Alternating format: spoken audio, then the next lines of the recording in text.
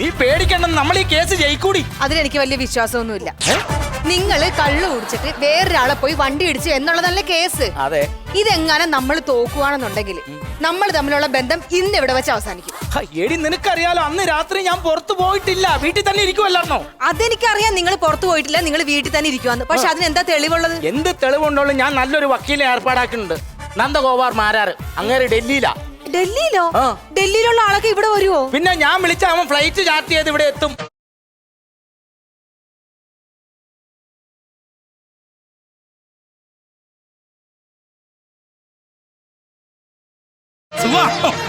സുഖമായിട്ടിരിക്കുന്നു. ഇന്ന് ഞാൻ പൊളിച്ചെടുക്കും. ഇതാണ് ഭാര്യ.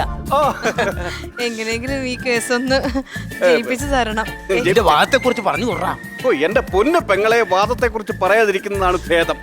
സിമന്റ് തറയിലോ ടൈൽസ് ഇട്ട സ്ഥലത്തോ കാലൊന്ന് കുത്തിയ അപ്പ തൊട്ട് തരിച്ചങ്ങ് കേറുക. എന്ത് ആമവാദം? ഇയാൾ ഏതെങ്കിലും കേസ് ബാധിച്ചിട്ടുണ്ടാ? അല്ലെങ്കിൽ ബാധിച്ച തന്നെ അത് വല്ലതും ജയിച്ചിട്ടുണ്ടാ? ഹലോ, ഞാൻ ഏതെങ്കിലും കേസ് വാദിച്ച് ജയിച്ചിട്ടുണ്ടോ എന്നുള്ള സംശയമല്ലേ നിങ്ങൾ ഇപ്പൊ ചർച്ച ചെയ്തത്? അതെങ്ങനെ മനസ്സിലായി? ഇതൊക്കെ ഒരുപാട് ഞാൻ കണ്ടിട്ടുള്ളതാ മോനെ. അതെ, പിന്നെ സംസാരിക്കാം കേട്ടോ. ജഡ്ജി അങ്ങൊന്ന് വരുന്നു. വരുന്നതല്ലേ ഉള്ളൂ. കേസിന്റെ കുറെ കാര്യങ്ങൾ എനിക്ക് പറഞ്ഞു തരാനുണ്ട്. ഹലോ, അതല്ല, ജഡ്ജി അങ്ങൊന്നിങ്ങി എത്തി, അതേ വരുന്നെന്ന്.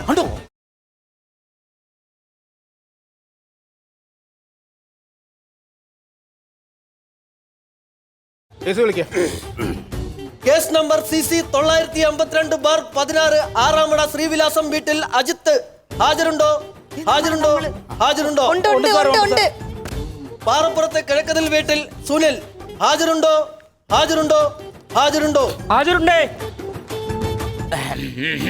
യുവർ ഓണർ, ഈ നിൽക്കുന്ന എന്റെ കക്ഷി സുനില് ഈ മാസം 14-ാം തീയതി രാത്രി 8 മണിക്കും 9 മണിക്കും ഇടയ്ക്കുള്ള പവർ കട്ട് സമയം റോഡരികത്ത് നിൽക്കുമ്പോൾ ഇദ്ദേഹം മദ്യപിച്ചിട്ട് വന്ന് ബൈക്ക് കൊണ്ട് കൊലപ്പെടുത്താൻ വേണ്ടിയുള്ള അതേ ലാഘവത്തോടു കൂടി ഇദ്ദേഹത്തെ ആക്രമിച്ചിരിക്കുകയാണ്.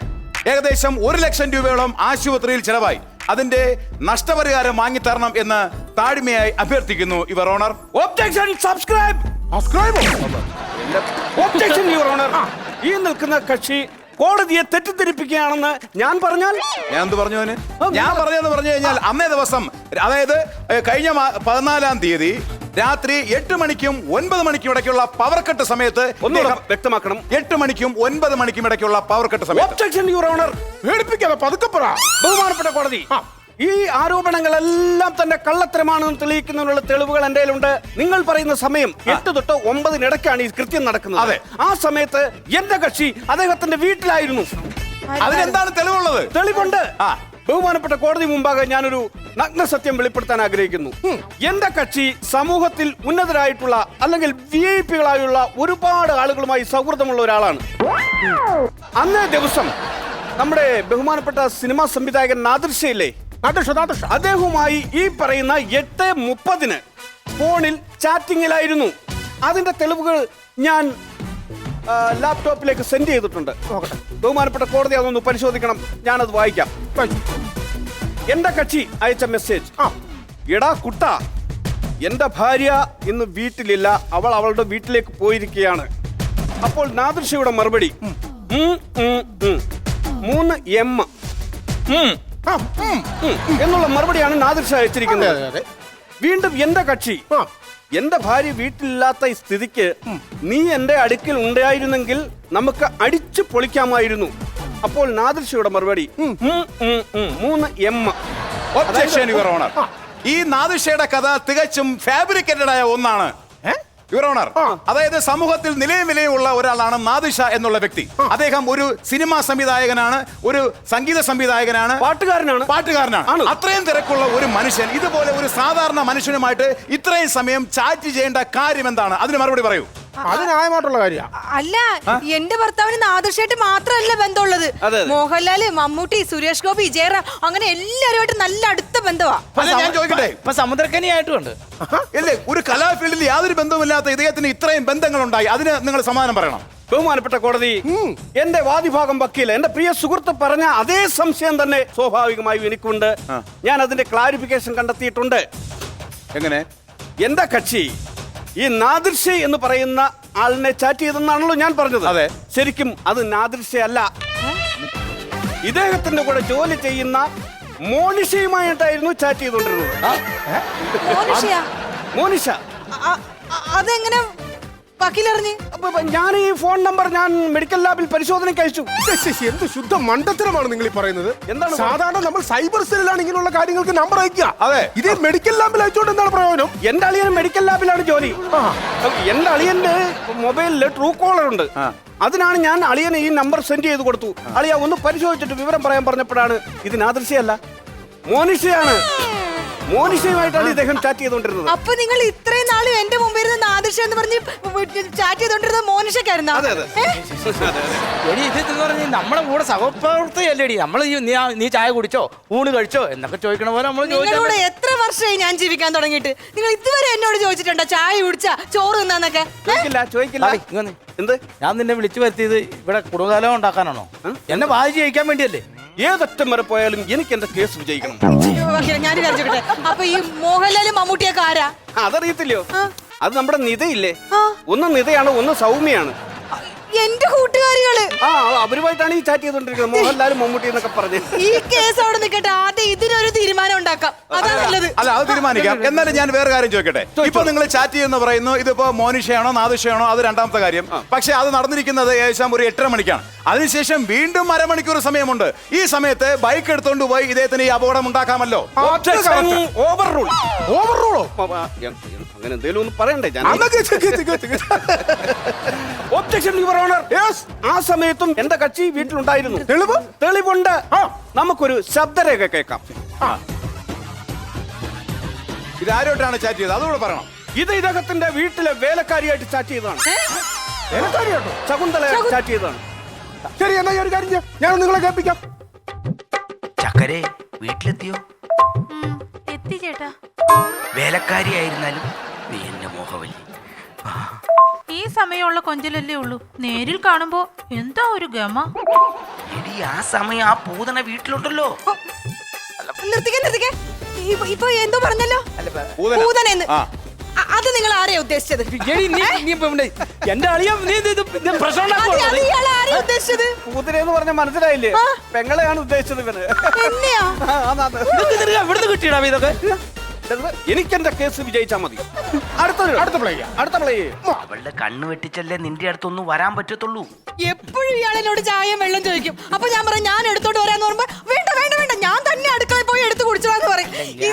എടി നിനക്ക് പണി കൂടുതലാണല്ലോ, അതുകൊണ്ടാണ് ഞാൻ അങ്ങനെ പറഞ്ഞത്. നിങ്ങൾ ഇനി ഒന്നും പറയണ്ട.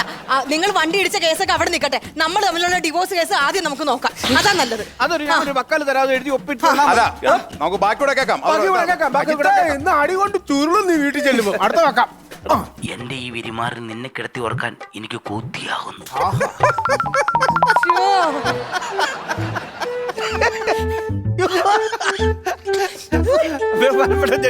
കേട്ടായിരുന്നു വിരിമാറെന്ന്.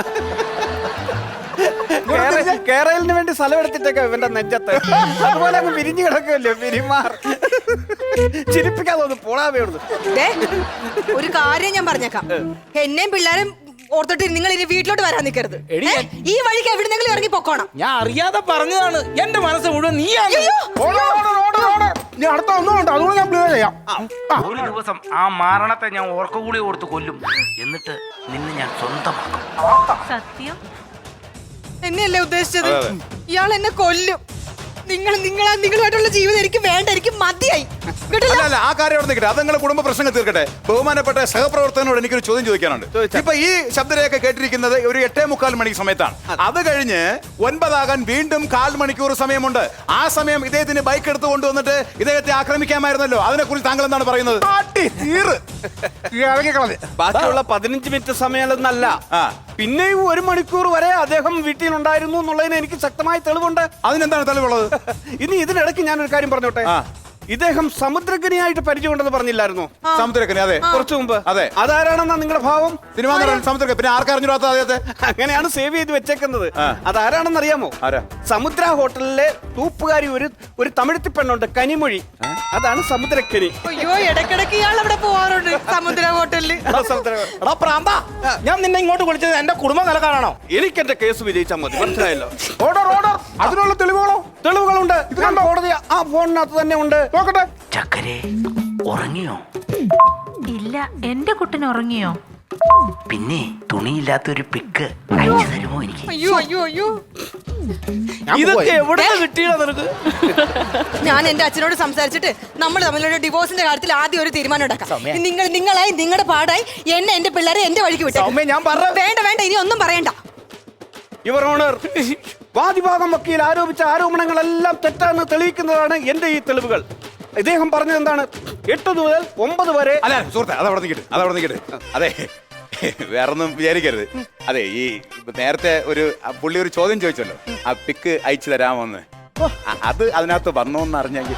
ഞാൻ പറഞ്ഞത് ഈ സംഭവത്തിലെ പ്രധാന തെളിവ് ഇതാണ്. കാരണം 8 മുതൽ 10 വരെ എന്റെ കക്ഷി അദ്ദേഹത്തിന്റെ വീട്ടിലുണ്ടായിരുന്നു. വീട്ടിൽ ഇരുന്നോട്ടാ, എനിക്കിത് വിഷയമല്ല. എന്നിട്ട് ആ പിക്കിന് വേണ്ടി വെയിറ്റ് ചെയ്യായിരുന്നു. അതെ, ആ ഫോട്ടോ ഒന്ന് കാണിക്കുക, അതിന് വേണ്ടിട്ടല്ലേ? അത് ആ മൊബൈലിനകത്ത് തന്നെ ഉണ്ടല്ലോ, ഒന്ന് പരിശോധിച്ചാൽ മനസ്സിലാകുമല്ലോ. തെളിവാണോ? ഈ കുന്തത്തിന് കണ്ണിയാണ് തല്ലി പൊട്ടിക്കുള്ളൂ. ഞാനാണ് ഇവിടുത്തെ മെയിൻ കൺട്രാക്ട്. ഞാനാണ് ഇവിടുത്തെ ജഡ്ജി. അതെ. ആദ്യം ഞാൻ കണ്ടിട്ട് ബാക്കിയുണ്ടോ മിച്ചം ഉണ്ടോ നിങ്ങളെ കാണിച്ചു തരാം. അല്ല ജഡ്ജെ, ഈ തെളിവിന് ബലമുണ്ടോന്ന് അറിയണ്ടേ? നമ്മൾ ഒന്നിച്ച് സഹകരിച്ചു പോയാൽ അതല്ലേ നല്ലത്.